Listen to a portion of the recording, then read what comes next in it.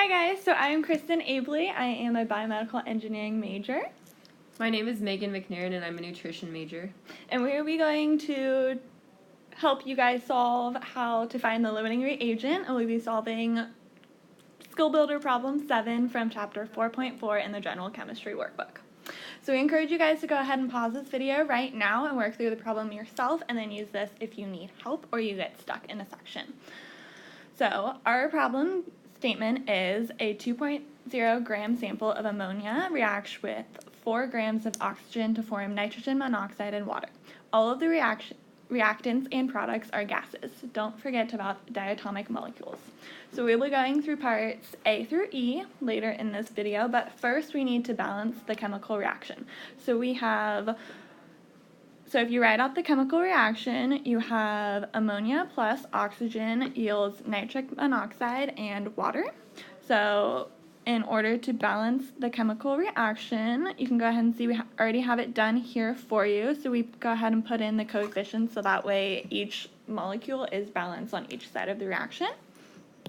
And then in order to figure out what we need to solve in this problem, we first need to determine what we actually have. So we know the mass of ammonia, which is 2 grams, and we know the mass of oxygen, which is 4 grams. And then from the chemical reaction, we also know the mole ratio between each of the reactants and the products, as well as the molecular weights from the periodic table. So for part A, we are going to determine which reactant is limiting in this reaction. So you can see we already have the chemical equation balanced like we did previously in this problem. So we'll be using stoichiometry to determine which reactant is limiting or which one will be used up first during the reaction. In order to do this, we need to convert each of the masses to moles using the molecular weights, which we can find from the periodic table. So we are given 2 grams of ammonia, and from the periodic table, we know that the molecular weight for ammonia is 17 grams per mole.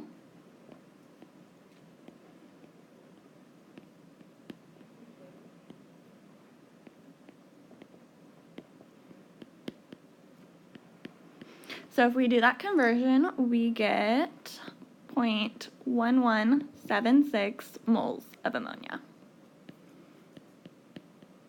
And then we're going to go ahead and do the same thing and convert oxygen to its number of moles. So we have 4 grams of oxygen. And from the periodic table, we know that the molecular weight of oxygen is 32 grams per mole. And from this calculation, we get that there are 0.125 moles of oxygen. So to determine the limiting reagent, we can use the molecular ratio in order to determine how much of the other reactant can be produced. And then the reactant that produces a lesser amount of the other reactant is going to be our limiting reagent. So if we use the amount we start with of ammonia, so we have 0.1176 moles of ammonia. And we can go ahead and convert this to moles of oxygen using the mole ratio, which is going to be 5 to 4. So we have 5 moles of oxygen to 4 moles of ammonia, as seen from the chemical reaction. And from this, we get that we can produce 0.147 moles of oxygen. And then we're going to do the same thing, starting with the amount of oxygen. So we have 0.125 moles of oxygen. And from the mole ratio, we can convert this to the moles of ammonia. So we have 4 moles of ammonia to 5 moles of oxygen. and that gives us 0.1 moles of ammonia. So from this, you can see that using oxygen, we produce less ammonia than we actually are starting this problem with. Therefore, oxygen is going to be our limiting reagent.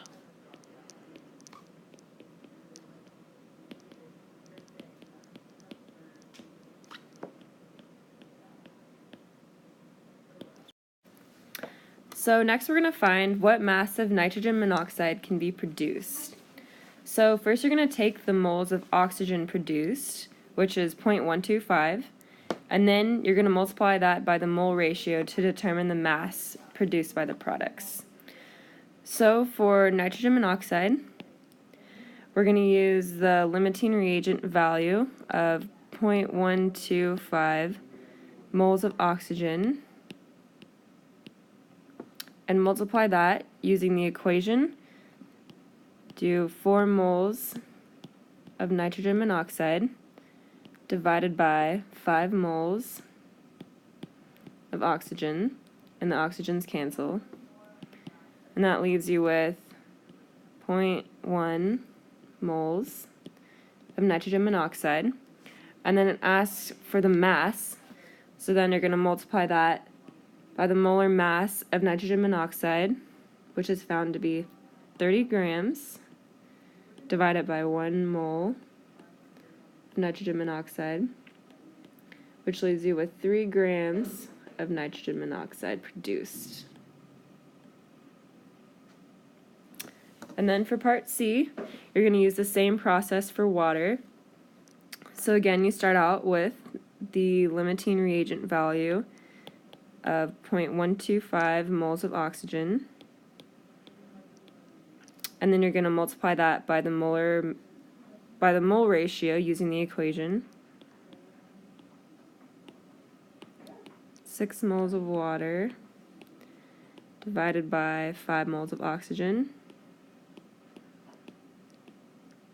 The oxygens cancel, and that leaves you with 0.15 moles of water. And then it asks for the mass, so then you multiply that by the molar mass of water, which is about 18 grams divided by 1 mole of water. That cancels, which leaves you with 2.7 grams of water. And next, we're going to find the mass of the excess reagent remaining after the reaction runs to completion. And the excess reagent is the reactant that is in greater amount than necessary to react completely with the limiting reactant. So first you're going to find the number of moles of excess reactant, which we found to be 0.1176 moles of ammonia from part A. If you guys don't remember, you can flip back to that. And then to find the excess amount, use the amount you start with, so that's 0.1176, minus the amount used up, which is 0.1 moles of NH3. And then that gives you 0.0176 moles of ammonia. And then again, it asks for the mass. So then you're going to multiply 0.0176 times the molar mass of ammonia, which is about 17, over 1 mole.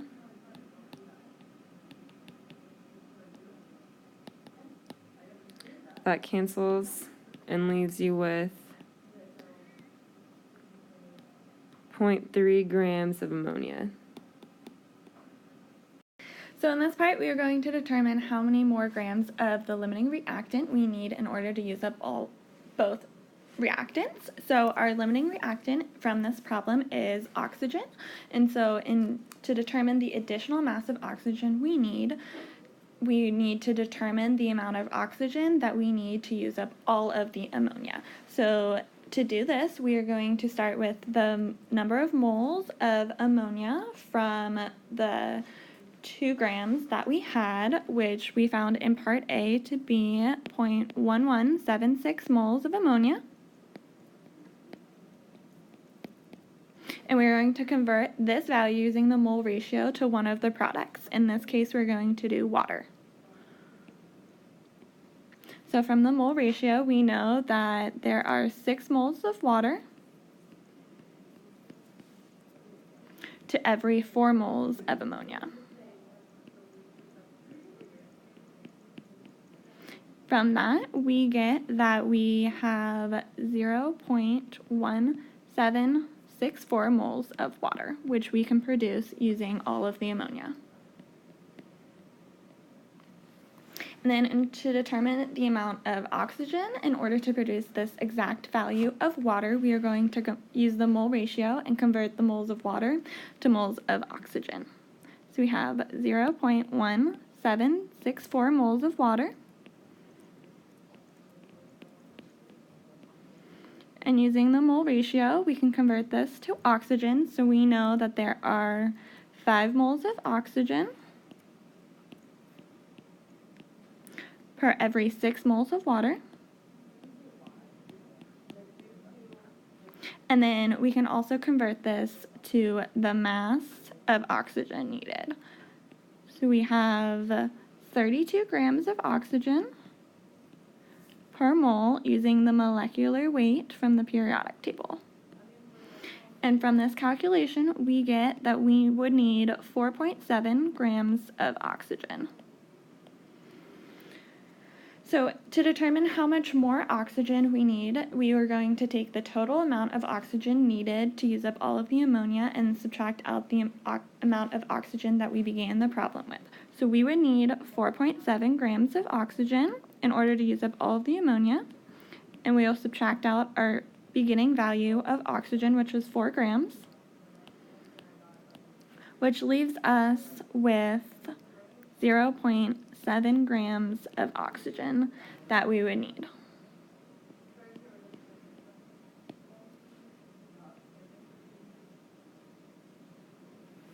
So that is the end of this problem. Thank you guys for listening, and we hope that you now know how to solve for the limiting reagent.